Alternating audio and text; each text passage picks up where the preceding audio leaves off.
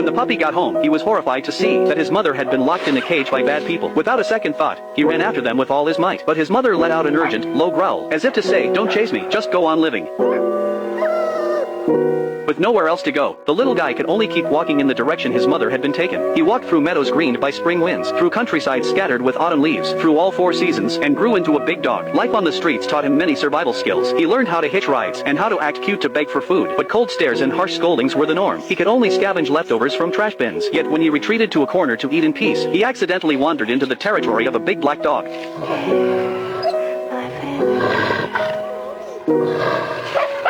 The dog bared its teeth in a terrifying snarl, and the puppy fled in panic. But no sooner had he escaped than he caught the eye of a little boy. He didn't know why the boy kept staring at him, so he nervously hid, but the boy left 3 strawberries at the entrance of the hole. After a long hesitation, the dog cautiously poked his nose out, and swiftly snatched the strawberries back into the depths of the wall. Born into a life of homelessness, he had never tasted anything so delicious, nor had he ever been treated with such gentleness. But a life of hardship had made the dog deeply wary. He couldn't fully let his guard down, yet he didn't want to miss out on this warmth either. So after the boy stood up and walked away, the dog followed at a cautious distance, only to find more strawberries on the ground, one after another. They were markers the boy had deliberately left behind, and these repeated acts of kindness slowly melted the ice around the dog's heart. Seeing that he couldn't open the door, the clever dog pushed over a trash can, climbed up one step at a time, then jumped onto the stairs and made his way up, wagging his tail in front of the window.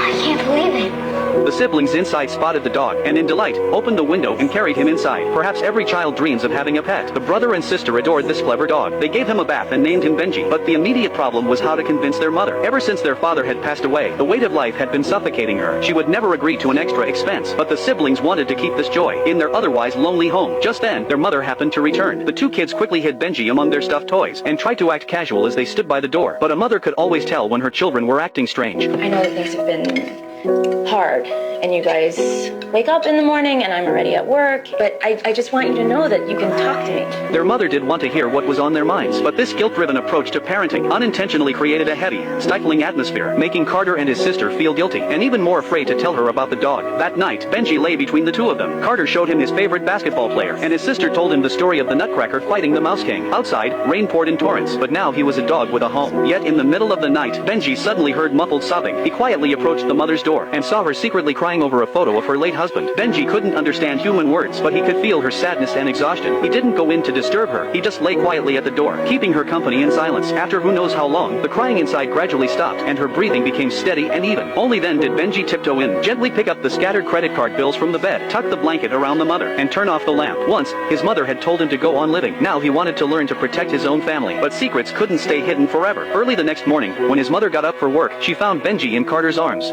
Carter? What is that?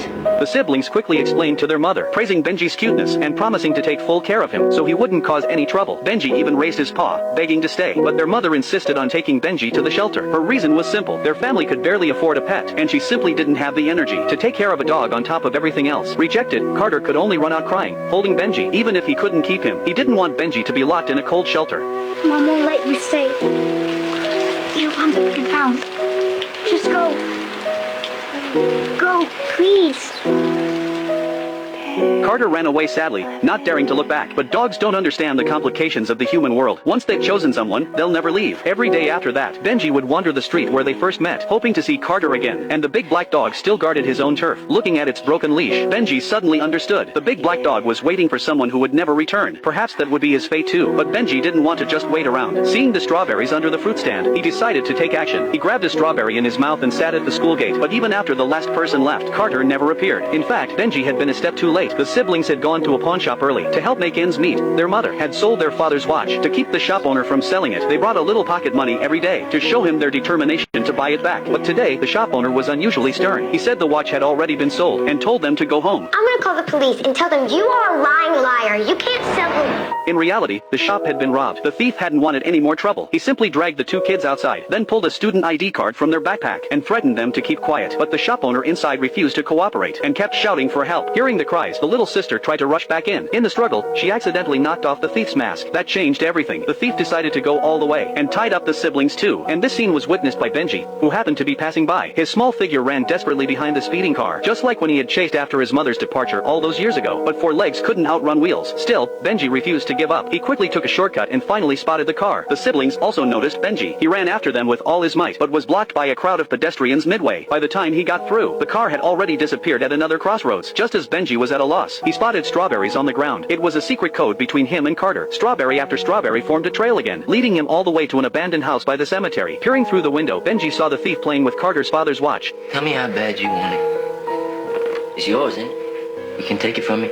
The thief's goal was simple, to make the siblings his accomplices. Carter knew that if he passed up this chance, he might never get the watch back, but tears rolled down his cheeks as he refused to reach out. Just then, the thief's guard dog spotted Benji, and the 2 dogs instantly took off in a chase. Clever Benji squeezed through a narrow pipe, and the clumsy dog got stuck. But before Benji could catch his breath, the thief, alerted by the noise, came after him. Thinking fast, Benji ran into a small shed, slipped out through a gap in the floor, then pushed over a cabinet at the door, successfully trapping the thief inside. Benji quickly ran to an abandoned bus. When the other thief followed him in, Benji escaped through a hole in the roof. His goal was clear. He ran straight toward the room where Carter and his sister were being held. But despite giving it his all, he couldn't bite through the thick rope binding them. And outside, the thieves were closing in. With the guard dog's help, Benji was soon found hiding, but he quickly jumped out the window. Realizing he couldn't rescue Carter and his sister alone, he immediately ran back to the pawnshop, pushed a chair against the door, then grabbed the keys on the floor to free the shop owner inside. After many attempts, he finally got the door open. Before long, the police and the mother rushed to the scene, but they found only a mask, with no way to track down the thieves' whereabouts. Seeing this, Benji snatched the mask from the police, ran ahead of the crowd, and signaled them to follow him. Carter's mother immediately recognized the dog that had once appeared in her home, and followed him to the abandoned house, but it was empty. Benji bit down on an empty can, trying to tell the police it was left by the thieves, but he couldn't speak. The police just thought he was looking for food, and dismissed it as a false alarm. Frustrated, Carter's mother scolded Benji to stop causing trouble and go away. Benji could only droop his ears and step aside, his eyes full of hurt. He had only been trying to help, but Benji still didn't give up. He suddenly remembered the big black dog's keen sense of smell. Maybe he could help track down the thieves. So Benji quickly came up with a plan. He stole a pack of food from a stall, and ran back to the alley. He knew the big black dog wouldn't leave his spot easily, so he used the food to lure him into chasing after him, all the way to the house where the thieves had been hiding. Only then did Benji stop. The big black dog rushed over, and quickly gobbled up all the food. Then Benji bit onto his leash. At first, the big black dog didn't understand, so Benji signaled for him to follow inside. Once in the house, Benji brought over a blanket the siblings had touched. The big black dog understood, sniffed the blanket, twitched his nose, and instantly locked onto the scent. With the big black dog's help, they opened the door to an underground passage. The 2 figures made their way through the damp, dim tunnel, tracking the scent all the way, and finally emerged at an abandoned shipyard by the sea. The thieves were planning to flee by boat under cover of night, and that burly guard dog was standing guard at the entrance to the dock. The 2 dogs exchanged a glance, and quickly hatched a plan. Benji appeared first, barking provocatively at the guard dog, luring him away. Then, Benji suddenly turned and hid in the bushes, and the guard dog, not paying attention, crashed right through the brush, and fell into a ditch. When he scrambled back up, ready to retaliate, the big black dog blocked his path. The big black dog stood tall, showing his might, and the guard dog instantly cowered to the ground, all his ferocity gone. Meanwhile, the police had obtained footage from a traffic camera, and the direction the car had headed matched the house. Only then did the mother realize she had wrongly blamed Benji. The group rushed to the scene again, and immediately spotted the underground passage Benji had found. They arrived just in time. With the dog's help, the thieves were subdued by the police. The remaining accomplice panicked and ordered the boat to set off, but in his rush, he forgot to untie the mooring line. Ignoring the danger, Benji seized the moment, stepped onto the rope and made his way toward the boat. The thief grabbed a harpoon to stop him, but Benji leaped forward, pouncing right onto the thief. The thief lost his balance and fell into the water. The siblings were finally saved, but Benji had hit his head and lay motionless. In his unconscious state, images of the past flashed before his eyes like a revolving lantern. His mother's urgent growl from inside the cage, the biting wind and cold rain on the streets, the 3 bright red strawberries at the mouth of the wall hole, the warm yellow glow of the bedroom light, as the siblings told fairy tales, and the muffled sobbing at the mother's door. Those fragmented images pieced together a life of hardship, yet one touched by luck. This dog, who had so desperately longed for a home, had finally earned his family's acceptance. Fortunately, Benji had only been knocked unconscious and was otherwise fine, and the big black dog, who had played a key role, was adopted by the police because of his excellent tracking skills, and finally found a home of his own, no longer needing to guard an empty alley, waiting for someone who would never return. 3 strawberries bought a fearless act of protection. A little kindness earned a lifetime of unwavering companionship. A dog's love has always been simple and direct.